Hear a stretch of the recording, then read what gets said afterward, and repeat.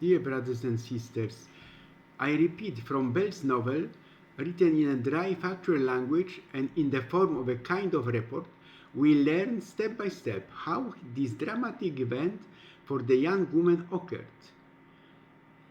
Catherine, an extremely hard-working, responsible, well-organized and meticulous young woman who was employed as a housekeeper by the lawyer Blorn, had suddenly been arrested a few days earlier in her own apartment on charges of allowing the escape of her lover, who was accused of robbery. Gazeta journalist is now circling around her and her life like a vulture, and slanderous and defamatory articles and photos are constantly appearing there, showing Catherine in the worst possible light, which makes her even obsessively read these articles over and over again, feeling not only sullied and disgraced, but also deprived of normal functioning in the future and therefore the meaning of life.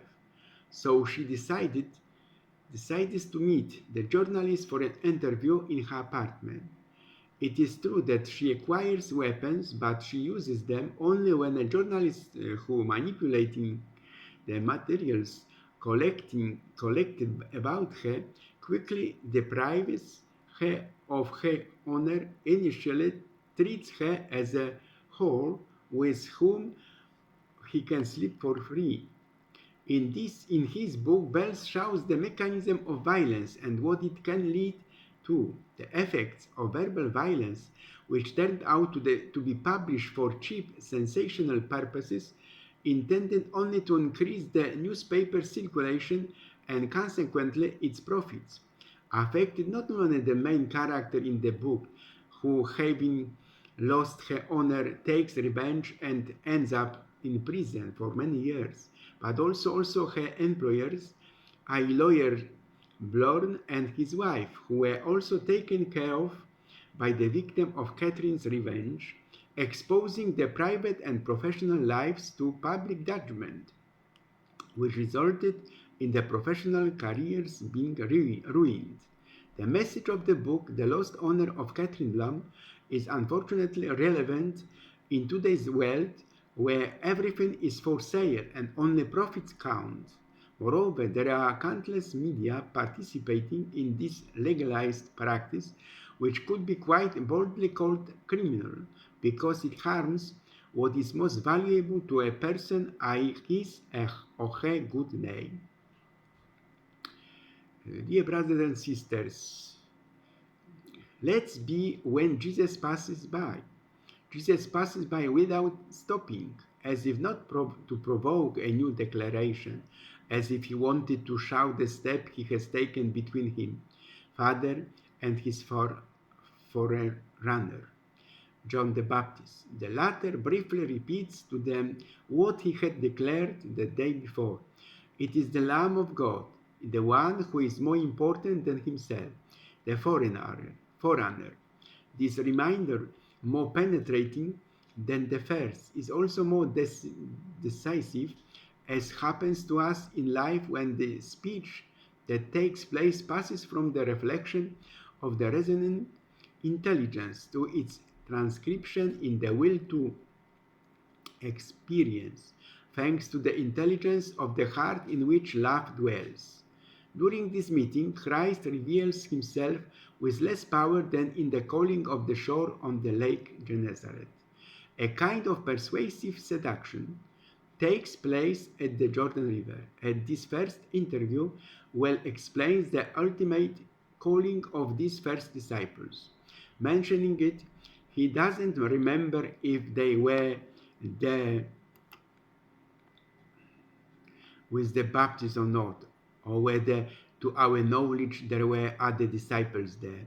The only thing that remains in the memory is the intensity of that moment that they both experienced.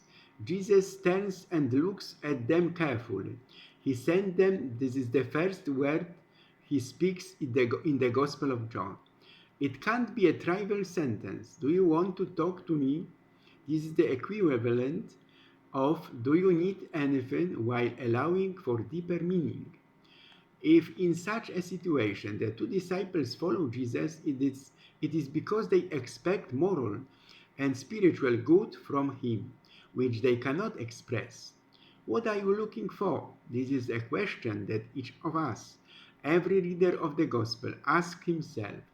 We are looking for the feeling of being more, not having.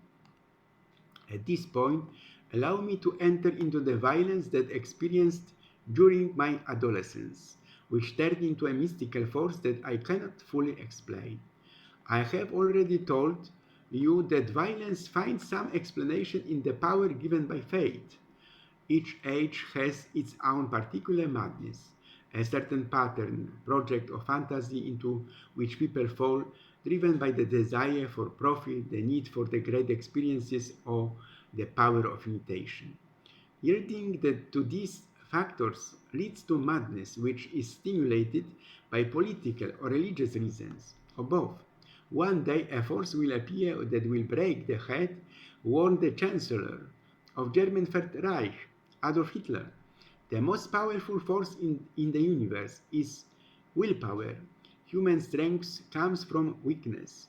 You feel your strength when you experience pain, someone noticed. The wise man doubts, the fool knows for sure, and that's the strength. Political power goes out of the barrel of a gun. A drop hollows out a rock not by force, but by falling often of it noted. Do something and you will gain strength. Our passion is our strength. One day I made a note to myself that only love is the strength that can ease the pain of the world. And from then on, I became more greedy every day to find strength to win life. Then fire entered my life, wanting to tell me I will not serve. At that time, the world, at the turn of the century, closed the civilization gap, and we became a global village in the era of the technology and space conquest. We'll probably get something out of this. I think so sometimes. When the speed of the rushing current becomes so great that the water can move stones, the force of the momentum becomes visible. When a falcon's flight speed is such that it can strike and kill its prey, the power of accuracy is on display. It's similar with good warriors. Someone has already noticed similar rules repeating themselves. Dear brothers and sisters, beloved, civilization is rotting, someone said. Barbarism has not yet gained sufficient strength. I would like to live to see that great day of Nemesis. Let my friends build. I want destruction because I am convinced that building is lifelessness from rotten materials is a Sisyphean task. And that's only from great destruction can new materials be created, and from them new organisms, said Michael Bakunin, a Russian thinker and revolutionary. An account has been preserved about another revolutionary. Don't talk to me about this man. I can't stand the thought of him. Oh, how much evil has done to us. Like that insect, the scourge of gardens, which